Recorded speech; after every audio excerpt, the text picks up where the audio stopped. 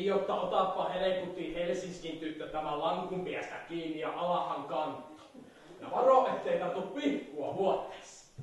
Ja koeta puhua suomeen.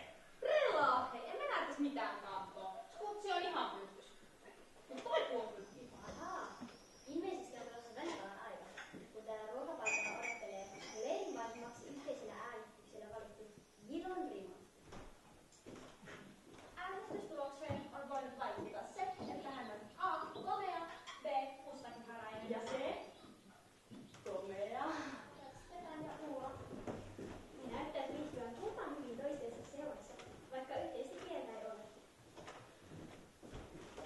Olemme hankkineet heistä vähän taustatietoja. Tuo lyhytkukkainen on Stefan Oulunen. Sukunimensa mukaisesti joen rannalla sijaitseva maalaistalon poika Ahvenanmaalta Jomalan kylästä. Jumala. Ja hän runoilee. Poromiehen poika Sanmal Ulu on taas sun Inaren saamelainen. Huomatkaa, kuinka sitkeästi hän kantaa 4 tuulin hattuaan töissä. Helteestä huolimattakin, kun on päässyt etelään ensimmäisenä päivänä. No niin, olipas hyvät Jelena sapuskat. Kiitoksia. Nyt on kuvut täynnä. Ja jaksamme taas tehdä töitä. Eipä arvannut tämä rakennusmestari kappelin piirustuksia tehessään, että minkälaiset Hansländerit saa vielä ulos. Oj då, vad fina kläder du har här. Så många färger. Vill du se? Jag har en liten dikt för dig.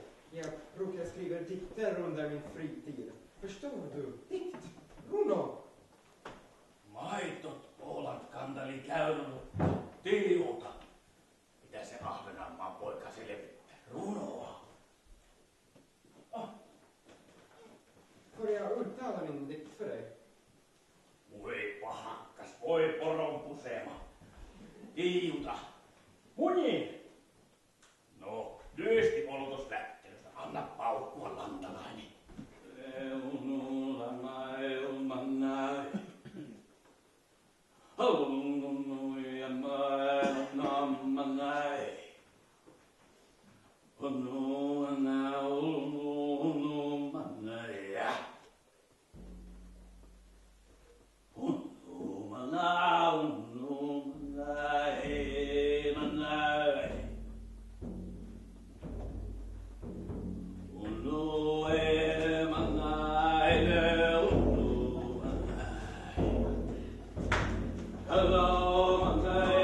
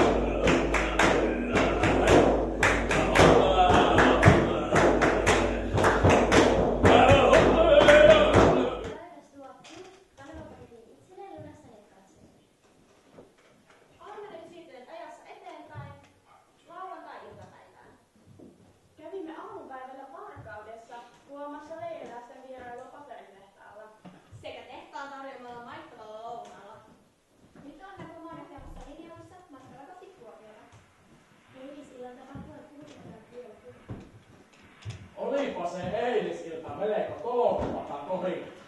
Välli ol kaaheta kohellusta, mutta jokseenkin Jonni jolta pojuri. Jyrien järvien poiskinta. Täällä pohjan tähden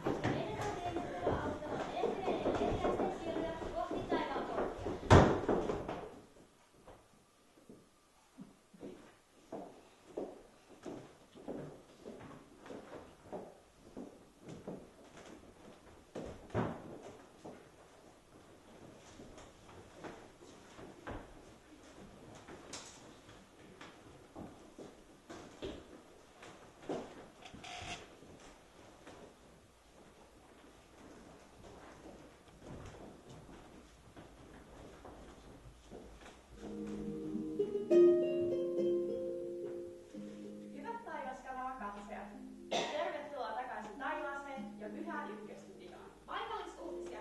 Pyhän Pietarin ollessa tavanomaisella tarkistusmatkalla maahalla.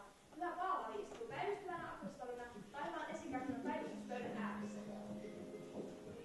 Siirrymme nyt suoraan lähetykseen taivaan esikappana. Pyysimme P. Paavalilta haastattelua, mutta hän on nyt kiireinen. P. Paavali juuri katselee suomenkielistä lähetystä Oudosta autonottomuudesta Kuopiossa, jossa 6 nuorta leiriläistä oli Kuten tavallista, taivasmatkanalla on aina edelläkävijä ja me raportoimme asiasta jo iltapäivällä.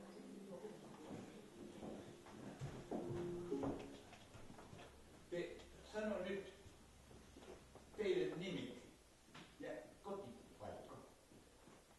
Minä katson teille tietoa minun suomenkieltä. Mööne, Matias, Eerikan poika, Pöliä. Niin siis, kotipaikka on Pöliä. No voit kutsua mua Doraksi vaan mutsi on Suvia Valveen. Pajasta ei ole tietoa. Stadis mä asun, Krunikas. Siis asuin ennen kuin mä jolasin. Minun nimihän on Helena Mönttylä. Evakkohan on Suojärvessä herran.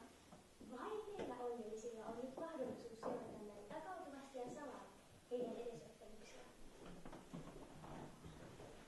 Nykyään ei ollakaan astitteessa.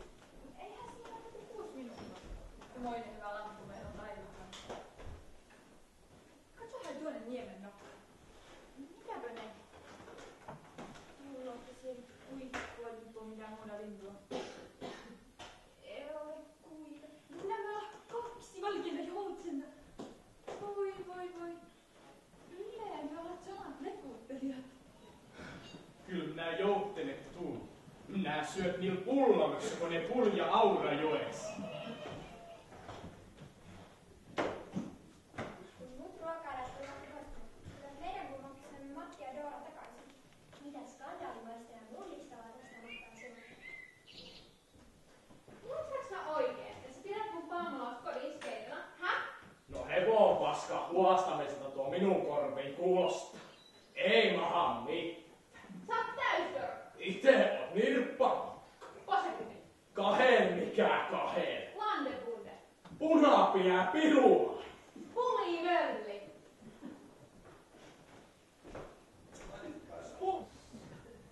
Tahon uuden elämän maan vielä. Mä ollaan enkelitunnin ja Petrans purkut rikkaaksi ja puhat köyksi. Kun mun noi tarttis mun tuntevi selvittää. Nää me tuntere valtakunta nähdä.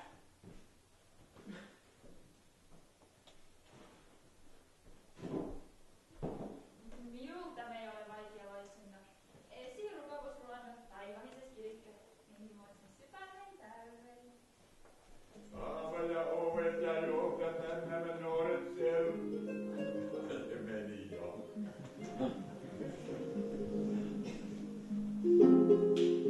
Ajattoman ajan kuluttua, jota kuvaavat nämä mystiset ja kovin rymisevät äänet sekä oudot valoilmiöt, ovet avautuvat. Voi hyvät pojat.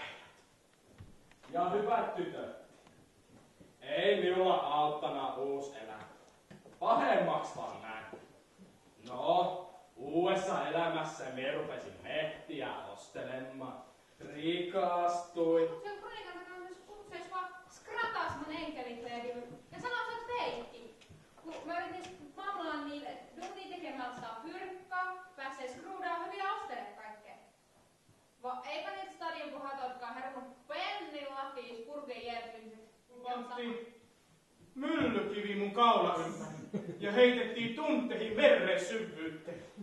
Kun nää oli vokotellut toi noin Jelena, vaikka nää hyvin ties, et hän alka nunnaks kloosterissa. Katso, kun on pääsin siitä uksessa. Taivahan kivi. Rukoukusruoan rupi. Sielinen ikkunas. Kaikki muovallomai katsi. Mitä me näin? Poinua voinan perään. Toiseen vastaan jo ainoas käy. Nälkär on jo kaikilla kansoilla. Mitä tahtopahat olet levitti? Under min jordiga liv, jag kunde aldrig tro på eviga livet. Änglarna hjälpte mig till portet. Jag som skriven ateister. Jag gick in och kom till en labyrint full av gångar och dörrar med olika skyltar. En av skylten var diktare. Jag blev så glad, men jag tittade in. Där satt Stalin, Hitler och Mao. Alla historiens största släktingar. Vai onko se nyt ihan varmaa, että myö, jos jonninmoiset tuhlaajat ja muutenkin kaikenlainen syntinäinen tekijät, puhumattakaan niistä uusista kokkeissa epäonnistumisista, päästään tuolla taivaan pitolaan, ette vaan tuos Jussu. Eikö sun pitäis ainakin ensin antaa meille oikein olatakko? Ei rankasta, ei. Kukkaan ei suu.